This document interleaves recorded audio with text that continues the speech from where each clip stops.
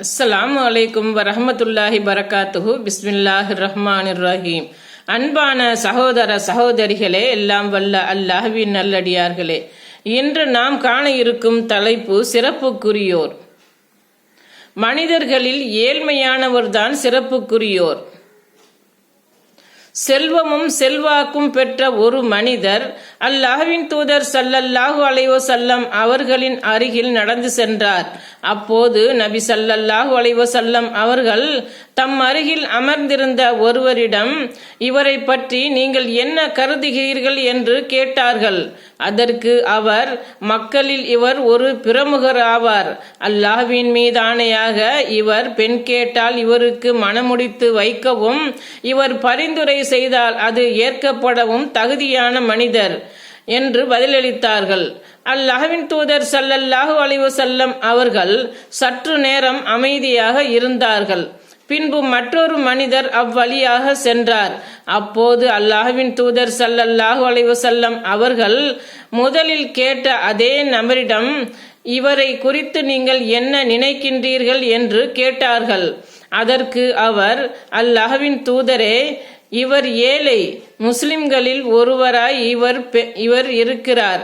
இவர் பெண் கேட்டார் மணமுடித்து வைக்கப்படாமலும், இவர் பரிந்துரை பேசினால் ஏற்றுக்கொள்ளப்படாமலும், இவர் பேசினால் செவி ஏற்காமலும் இருக்க தகுதியானவர் என்று பதிலளித்தார். அப்போது அல்லாஹ்வின் தூதர் ஸல்லல்லாஹு அலைஹி வஸல்லம் அவர்கள், அவரை போன்ற செல்வந்தர்கள் இந்த பூமி நிரம்ப இருந்தாலும் அவர்கள் அனைவரையும் விட இந்த ஏழை மேலானவர் என்று கூறினார்கள். அறிவிப்பவர் சஹல் பின் சாத் ரலியல்லாஹு அன்ஹு. நூல் புகாரி 5091. நபி ஸல்லல்லாஹு அலைஹி வஸல்லம் அவர்கள் கூறினார்கள், நான் மேராஜ் பயணத்தின் போது சொர்க்கத்தை எட்டி பார்த்தேன். அங்கு குடியிருப்போரில் அதிகமானவர்களாக ஏழைகளையே கண்டேன். நரகத்தை எட்டி பார்த்தேன். அதில் குடியிருப்போரில் அதிகமானவர்களாக பெண்களையே கண்டேன். அறிவிப்பவர் இம்ரான் இப்னு ஹுசைன் ரலியல்லாஹு அன்ஹு. நூல் புகாரி 6449. சிறப்புக்குரிய நபர்களாக பெரிய செல்வந்தர்களையோ அல்லது சமுதாய தலைவர்களையோ கிண்ண சாதனை படைத்தவர்களையோ கண்டுபிடிப்பாளர்களையோ சொர்க்கத்தில் இருந்ததாக நபி அவர்கள் கூறவில்லை. மாறாக ஏழையானவர்களையே நபி அவர்கள் கூறியுள்ளார்கள். நாமும் சிறப்புக்குரிய மனிதனாக மாற வேண்டும் என்றால் திருமறை குர்ஆன் சொல்கின்ற பாதையில் நம்முடைய வாழ்க்கை பயணத்தை தொடர வேண்டும்.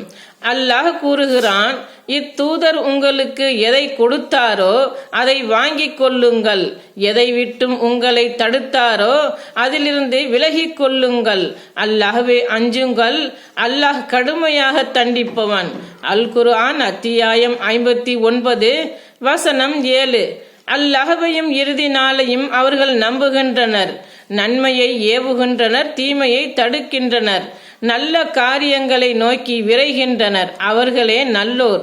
அல் குர்ஆன் அத்தியாயம் 3 வசனம் 114.